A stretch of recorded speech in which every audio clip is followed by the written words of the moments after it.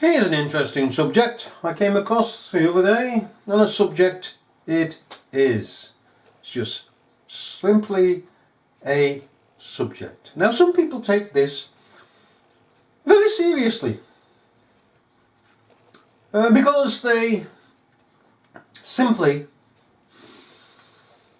in their own little world, support this and that party. And it's a match zone, isn't it? That's all this is. You see, match zone, your guide to all the weekend football action. Well, this is a type of football action. You've got two sides. Labour and Conservatives. And all the rest are just the reserves. Alright. I'd just like to very briefly speak on this man. There's an awful lot one can say. An awful lot. Take a lot of time. On the good, the bad and the ugly of this man. The good, the bad and the ugly. The first thing I have to continue to teach myself, to remind myself, is the context. Why has Frank Field now resigned the whip? Why? To sit as an independent within the Labour Party. Why?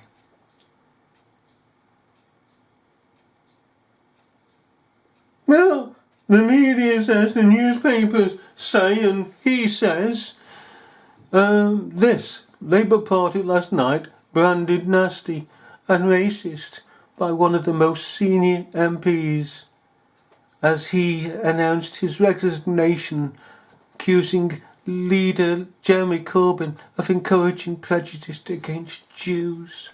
Oh, is that why he resigned? Former Cabinet Minister Frank Field said, though the party leadership had become a force for anti-Semitism, in British politics, and also fostered a culture of intolerance, nastiness and intimidation. The veteran, who revealed he would remain a Labour MP, ching ching, ching ching, but sit as an independent MP, added, "It saddens me to say we are increasingly seen as a racist party. This issue alone compels me to resign the whip." Meow! Get down there. Come on now. Mr Frank Field, Labour MP, for 39 years, said he raised concerns about bullying in months ago, but no decisive action has been taken. What a load of childish tosh. Absolute childish toss. And this is why we take the mickey. Why did he resign the whip now? Well, in July, he asked for a vote of confidence from his constituency, constituency party. They said F off. We've not got any confidence in you. None whatsoever.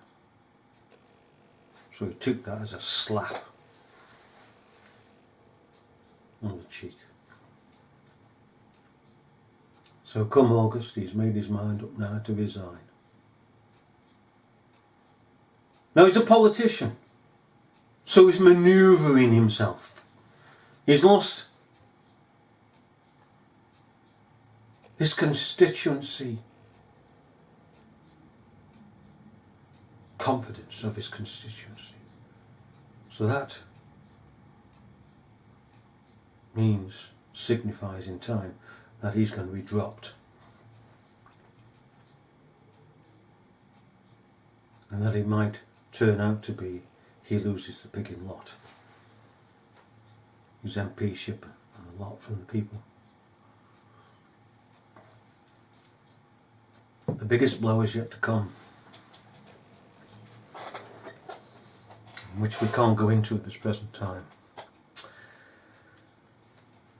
And so it is that the timing is political timing. It was seen with the Salisbury story of an attack upon those two persons in that Salisbury Park by Novichok and Putin. The timing was just right. Didn't happen before or after, it was just right. Because at the time Putin was high in the world's eyes and still is. The World Cup, the British government went ballistic over Russia hosting the World Cup at the time.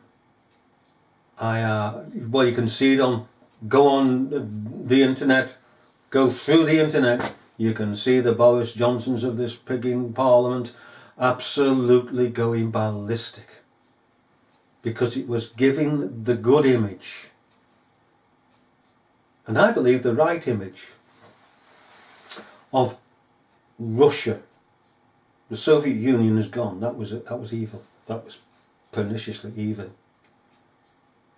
And of course what's taken its place, invading countries, murdering people in the name of communism, is the British government and the US government and their disciples of other nations going into the Middle East in the name of democracy, murdering, slaughtering people, taking whole generations away, destroying economies, destroying people, and it's always people, bombing them, shooting them, murdering them, men, women and children, taking their weapons of mass destruction to sovereign countries, just like the communists did, but they don't anymore because communism really doesn't exist anymore.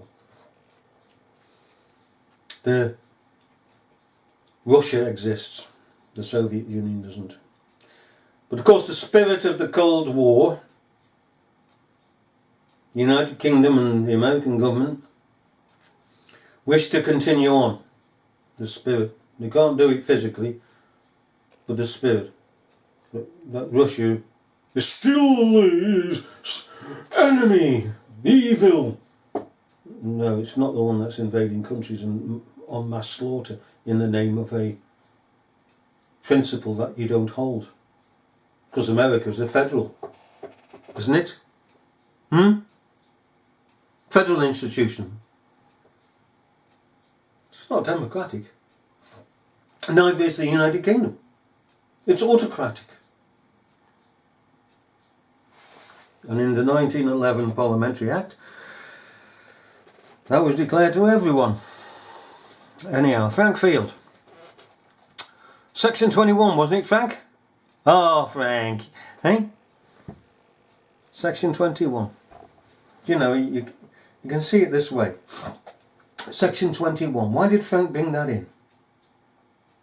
For surely that's a Conservative thing. Hey? That's not Labour. That's not Labour's idealism. Section 21. Neither is it Labour's idealism in 1990 to sneak into 10 Downing Street and inform Thatcher that she was going to lose her status amongst the party,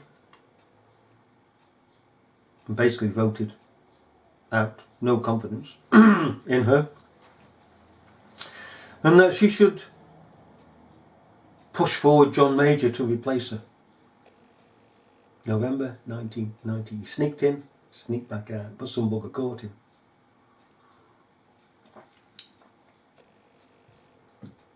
This man's a traitor to his own party. He's gone over to the enemy. And even in section 21, goes to his own enemy. And isn't it strange that the enemy, okay, the Cameron government and the Theresa May government always looks to Frank to come over. Hey, come here, Frank. Hey, you know, I want you to head up this welfare party. Hey, how you do? How much is it? Frank! Why is it?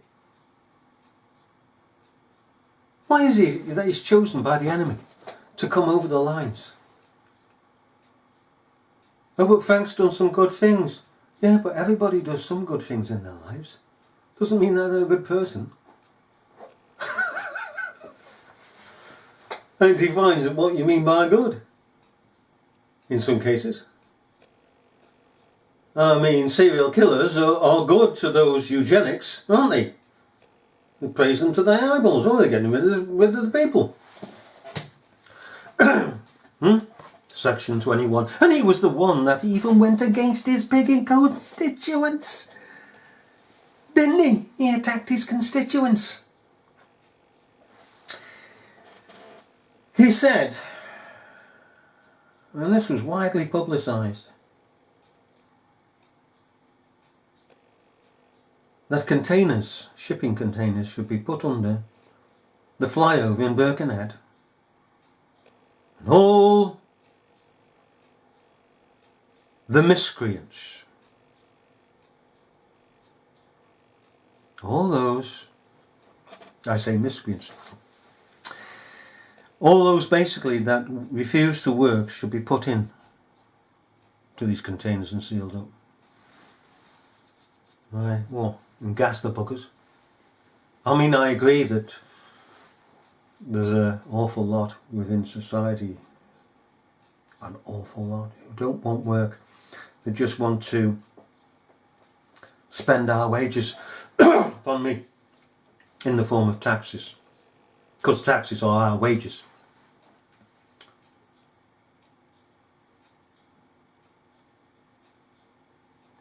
Some people don't realise that, strangely. You see, when you get your wage slip and it says gross, say £200, right, gross. Now a little man comes along and says, oh, how much you got for your wages? £200. I've earned £200. This is my wages. This is, look, I'll show you. That's out the pay packet or the bank statement nowadays. There you go, 200 quid. Hey, look at it, all in 20s. Is that right? By the way, I'm taxman. Oh yeah, what's that? Well, you see that money there that you've earned, yeah, it's all your money. I'm going to take 20 quid of that, or 40 quid of that. Come on, give it here. No, that's my way. That's my money. Right, officer, arrest this man because he owes me that money. This part of your wages is coming to me. I'm the taxman. It's our wages. And the feckless want to live off our wages.